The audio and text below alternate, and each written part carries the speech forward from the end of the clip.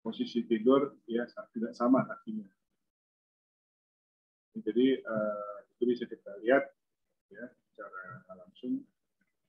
Biasanya diskrepansi panjang tungkai ini terjadi kalau ada vertikal pelvic fracture, vertikal instability dari pelvic. Jadi pelviknya salah satu naik, ya. Patah dia naik ke atas. Jadi tungkainya jadi pendek.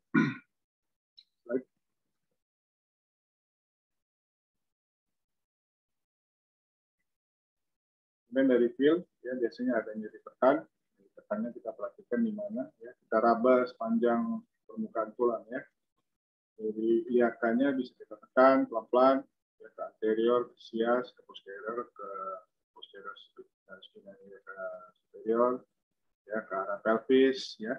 Nominalnya kita tekan, ada nyeri enggak, kemudian daerah pubisnya kita tekan, ada nyeri enggak, ya. Itu untuk mencari tekan lokal. Kemudian kita periksa ada instabilitas nggak dari pelvic ringnya, ya, dengan melakukan kompresi tes, ya, kita lakukan penekanan dari lateral ke medial, ya, kiri kanan, kita tekan pelvisnya, bergerak nah pelvisnya. Ya, kalau dia bergerak biasanya cincin pelvisnya itu mengalami space ke medial, ya, jadi kecil pelvis. Dan stress test ya, sias kiri kanan, ya, kita tekan ke arah samping, bisa terbuka nggak? Open book test ya, untuk lihat ada stability, ya itu harus kita lakukan. Kemudian jangan lupa kita lakukan pemeriksaan colok dubur ya, atau vaginal pusing ya pada wanita, untuk melihat adanya perdarahan, untuk melihat adanya laserasi ya di daerah dubur, ya, rektum, atau vagina, atau bisa teraba ada fragmen tulang ya, tulang yang menusuk ke arah rektum atau vagina, itu bisa kita raba.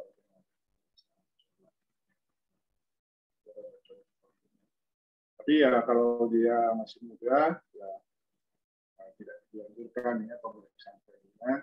Biasanya kalau kita dia kita panggil dokter kebidanan ya, atau perawat bidan juga bisa kita panggil untuk membantu pemeriksaan.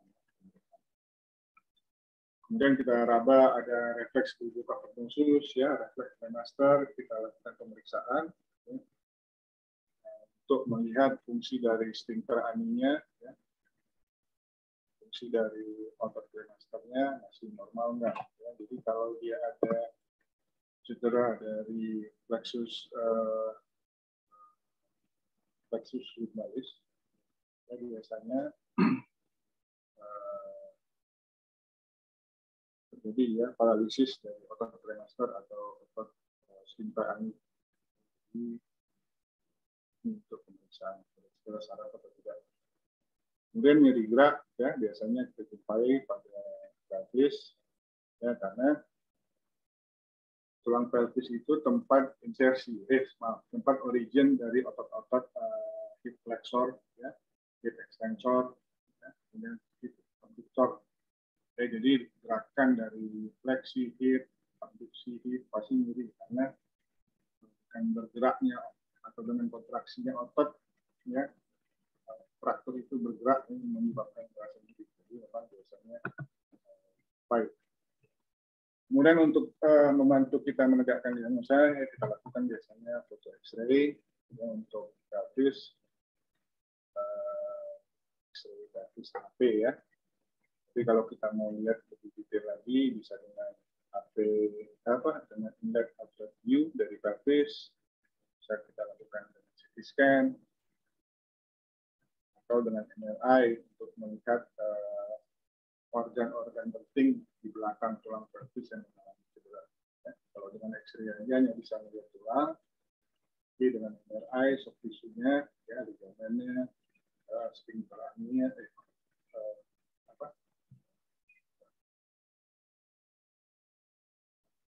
uretranya, ureter cedera bisa kita lihat, duri-duri yang robek bisa cedera bisa kita lihat, atau rektum yang cedera bisa kita lihat juga. Baik.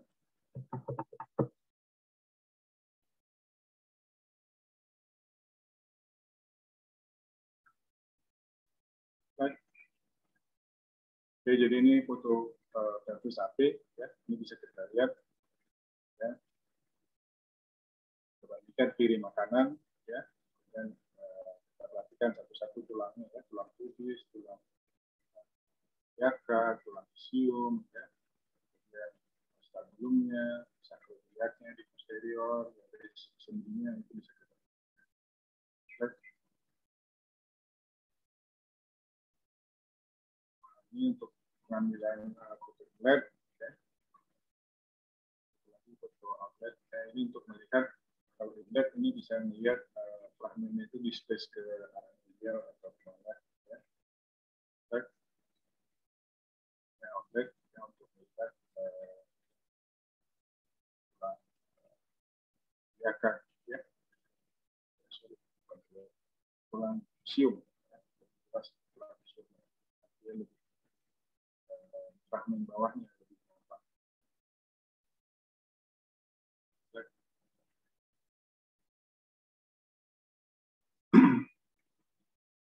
Oke, jadi ini untuk memperjelas bahwa ada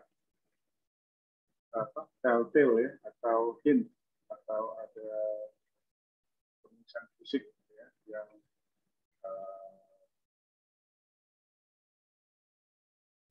menandakan satu structure, ya, seperti adanya hematoma di daerah pinggang, ya, daerah pinggang belakang, daerah perineal, daerah skrotal, atau daerah labial, itu menandakan kemungkinan ada satu fracture. Dan bisa ada menceritakan abdomen, yang bukan berarti ini suatu akut abdomen, tapi karena perdarahan, ya, retroperitoneal itu bisa menyebabkan peritoneumnya bereaksi, ya, seperti peritonitis. Kemudian ekstremitasnya terrotasi ke samping, ya, normal dia 45 derajat. Kalau kita tidur kaki itu 45 derajat ke atas. Tapi kalau dia ada satu fracture biasanya jatuh kakinya. Kemudian adanya diskrepansi, ya, hanya pendek tingkahnya berbeda. Kemudian adanya perdarahan rektum atau vagina.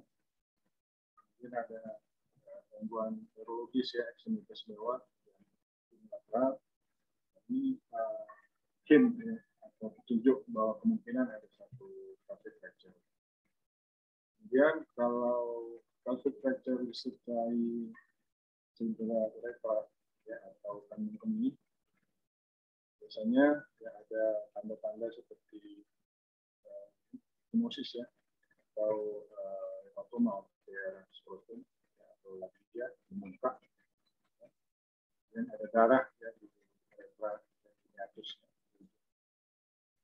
Kemudian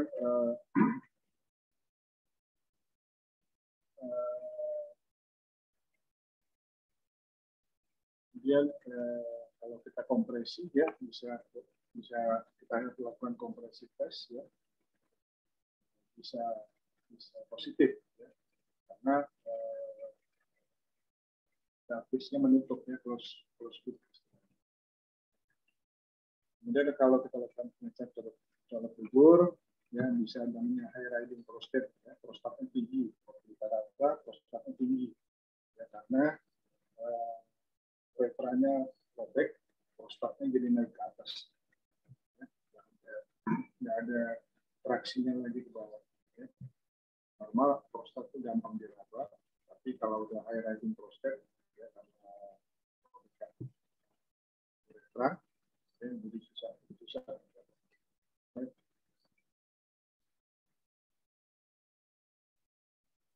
Kemudian yang sering menyertai, ya, komplikasi karena fracture pelvis, ya, ini yang paling bahaya, ya. Perdarahannya karena adanya rupture dari IATA internal, ya, ini harus cepat ditegakkan, ya, karena satu menyangkut hemodinamika yang tidak stabil, kedua juga menyebabkan gangguan sirkulasi darah ke ekstremitas bawah, ya. Kakinya bisa mati, ya, bisa nekrosis karena robekan pembuluh darah utama ke lantai bawah. Jadi ini harus segera cepat bisa didiagnosis, ya, dan harus segera ditangani. Dan biasanya kalau ada cedera arteri, ya, dan melakukan pemeriksaan pulsasi, ya, pulsasi distal, ya, arteri femoralis yang diraba, arteri vertebral, arteri tibialis superior, itu biasanya pulsasinya di sekitar raba, ya. Kalau ada gangguan biasanya pulsasinya nggak terlalu. Jadi kita curiga itu harus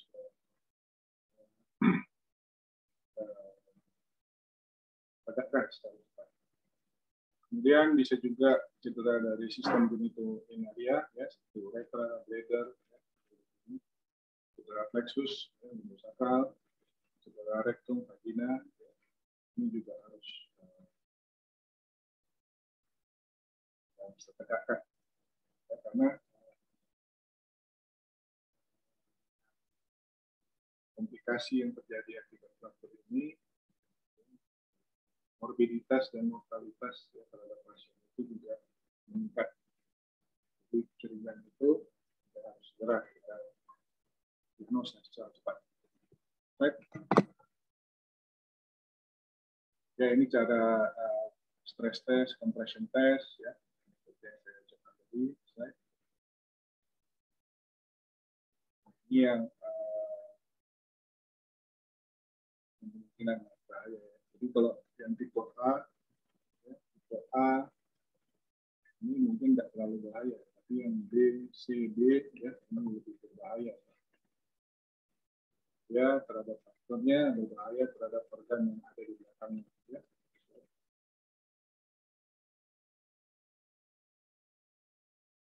Ini salah satu contoh X-ray, ya. Ini bentuk injuri, ya, ini simplicis pubisnya terbuka, ya, lebih dari 2,5 cm. Ini menandakan sacral joint di belakang itu menjadi cedera. Ya. Ini juga bisa menyebabkan cedera uretra.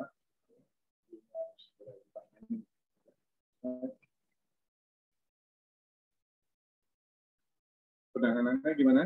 Jadi kalau dia ada perdarahan, hemodinamiknya tidak stabil, ya kita tangani, ya, dengan cairan, terus, ya, tapi kalau perlu dengan transfusi, ya. Kemudian kalau ada perdarahan, ya, interna, gimana kita menangani di IGD, ya, biasanya dengan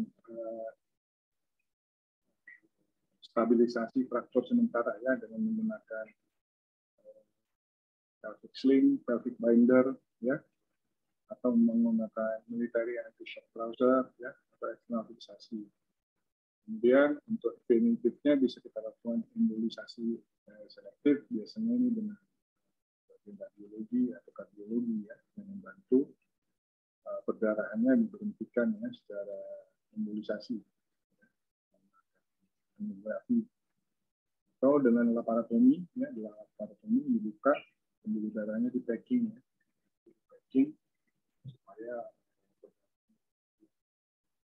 untuk definitif untuk tulangnya biasanya kita lakukan conversion di pelvis.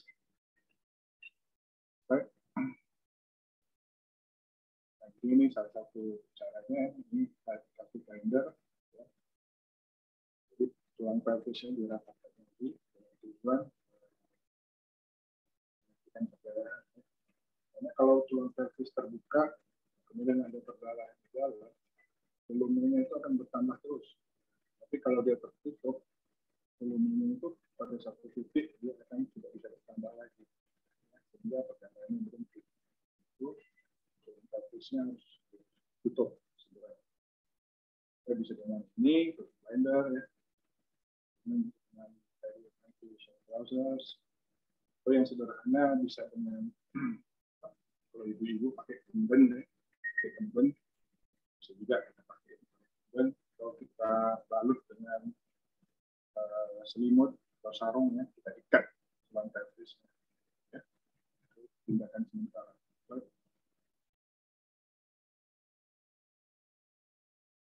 Ya, ini dengan selimut, ya, menghubungkan ke area pelvis ya, sehingga menutup pelvisnya. Dan yang digantung itu ya dengan tempat tidur itu dengan pelvic sling ya, jadi digantung ya, di gantungan anak-anak. Ini tujuannya untuk menekan tulang pelvisnya. Dan yang di bawah ini dengan fiksasi eksternal ya, lakukan pemasangan untuk menutup tulang pelvis.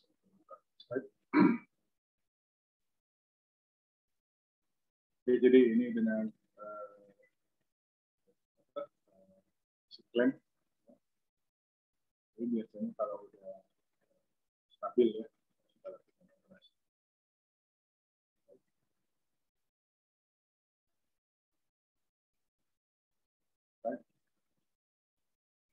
Itu mengenai fraktur pelvis. Kira-kira ada pertanyaan nggak? Fraktur pelvis. Sebelum kita masuk ke topik kedua.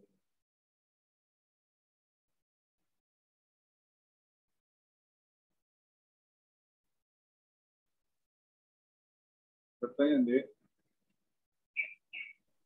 Izin bertanya, Dok. Apa itu? Saya ingin bertanya mengenai pemeriksaan pelvis open book test sama close book test itu bagaimana ya, Dok? Tadi kan ada fotonya, coba. Slide, mundur slide-nya. Ada fotonya tadi. Mundur. Mundur lagi. Lagi.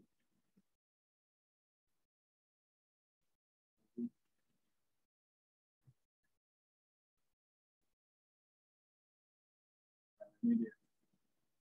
Oke, jadi yang atas itu namanya open book test atau stress test. Oke, jadi siasnya itu ditekan ke arah lateral. Ini tujuannya melihat ada enggak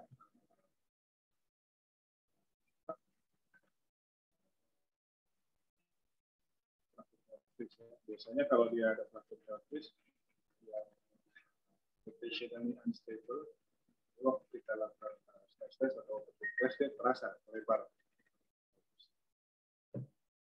Yang satu lagi ini close book test atau compression test ya, siasnya kita tekan, dia bisa merapat. Rapat tapi juga ada cedera di daerah satu bagian, dia bisa merapat. Ini stress test atau compression. Ya. Baik, terima kasih, Dok. Lagi mau tanya?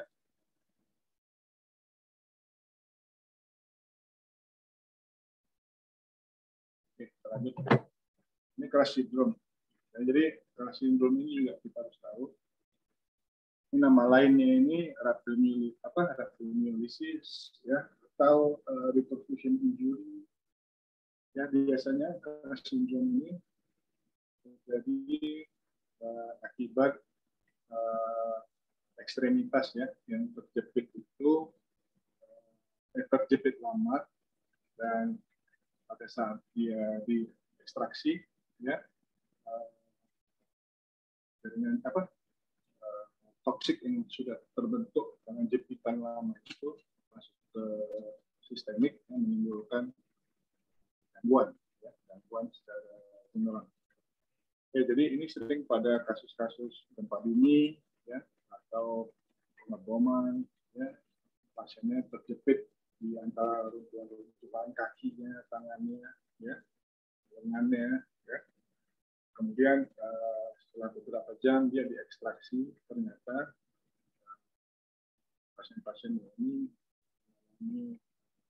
crash syndrome ya, atau rhabdomyolysis atau reperfusion injury ya. Tiba-tiba pasiennya shock, tak bisa kencing, susah nafas, susah terbang turun ya setelah diekstraksi. Jadi ini akan kita bicarakan. Slide. Jadi pada saat terjadi penjepitan yang lama, ya, otot-otot dari ekstremitas itu mengalami cedera, ya, atau mengalami lisis. Ya. Lisis, kemudian bahan-bahan yang dari analisis itu seperti hemoglobin, potasium, fosfor, ya, itu masuk ke dalam sirkulasi ya pada saat dia dilakukan ekstraksi. Ya, jadi di sini dijelaskan bahwa bahan-bahan toksik yang berasal dari otot lisis itu bisa menyebabkan gangguan sistemik. Ya. Kita tahu seperti hemoglobin, ya, jadi fosfat itu sifatnya nekrotoksik, ya, kalium, ya, itu kardiotoksik. Ya. Jadi kalau kalium tiba-tiba tinggi di daerah di dalam darah itu menyebabkan serangan jantung, toksik. Kemudian juga terjadi pergeseran air, kalsium, dan natrium, ya, sehingga pasien juga bisa mengalami gangguan hemodinamik. Baik.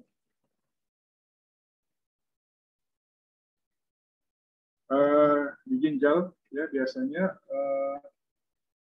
pasien mengalami gangguan ginjal akut, ya. Jadi bahan-bahan toksik yang berasal dari otot tadi masuk ke sirkulasi ke ginjal, kemudian pasiennya mengalami gagal ginjal akut. Jadi ginjal tiba-tiba berhenti, ya, tidak bisa memproduksi air seni, ya, sehingga terjadi ginjal akut. Ini karena hemoglobin, ya.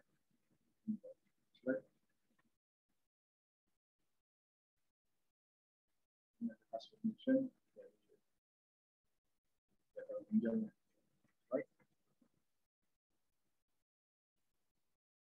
Dan pada saat pada kondisi crash syndrome itu, ya, kita curigai, ya, yang kita curigai itu misalnya kaki terjepit lama, ya, itu nampak hanya seperti bengkak ringan, kulitnya mengkilat, tegang, kemudian kalau kita pasif stretching, nyeri, dan gejalanya seperti compartment syndrome, ya, compartment syndrome ada 5P, ya, tahu kan, pain, pastousness, failure, anesthesia, ya. Kemudian pasiennya mengalami shock, ya, bisa mengalami gangguan irama jantung, aritmia, dan juga bisa mengalami anuria, ya, bisa nggak ada.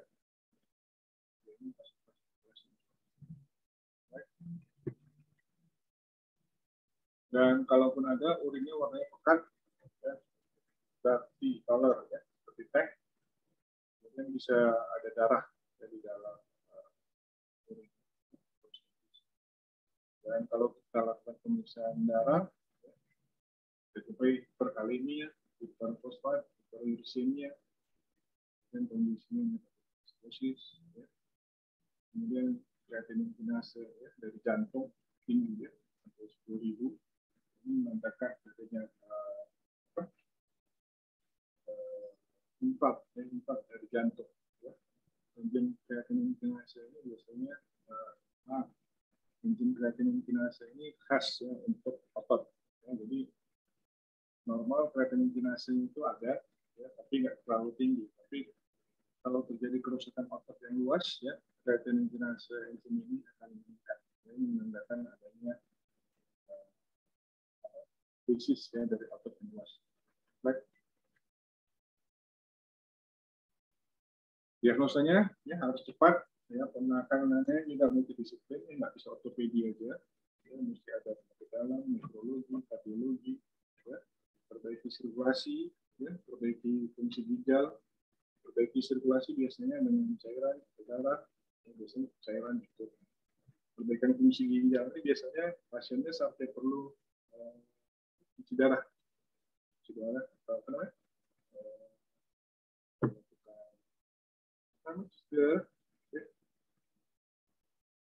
Dialisa, ya, dialisa.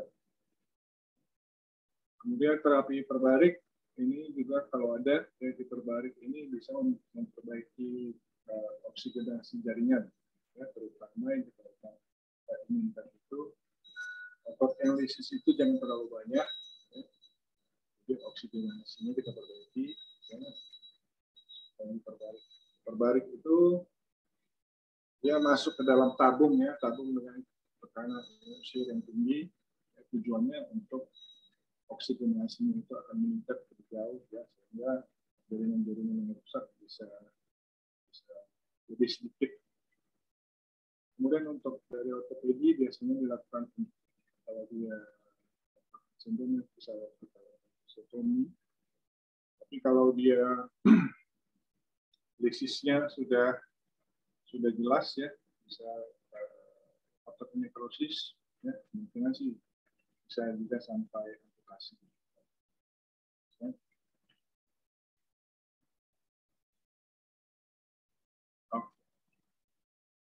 Oke, untuk yang ini ada pertanyaan nggak?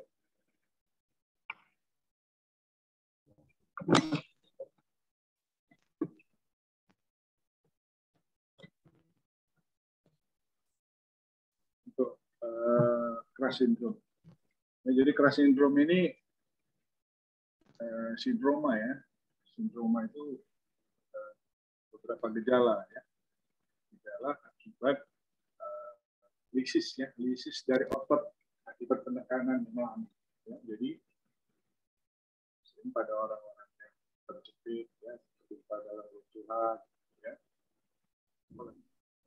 gempa, sering ya, waktu gempa Nias dulu ini banyak yang mengalami resiko. Jadi memang diagnosanya harus cepat karena ini life saving ya, bisa mengancam nyawa. Jadi diagnosanya harus cepat. Ya, kita juga harus sudah tahu bahwa pasien-pasien dengan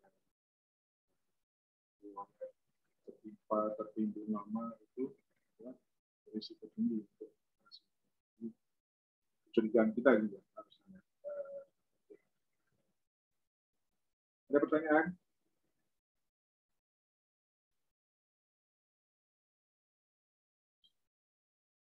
Mana apanya? Komping komisaris tingkat? Saya dok. Udah difoto? Oh belum dok, sebentar kita foto ya dok. 1, 2, 3. Oke, jangan jidatnya aja lah difoto, ini banyak jidat yang apa? 1, 2, 3. Ada kupingnya aja nampak. Oke. Nanti jam 1 lagi ya kuliah? Iya dok. Dan jam 2 juga dok. Oke, kalau nggak ada pertanyaan ya kita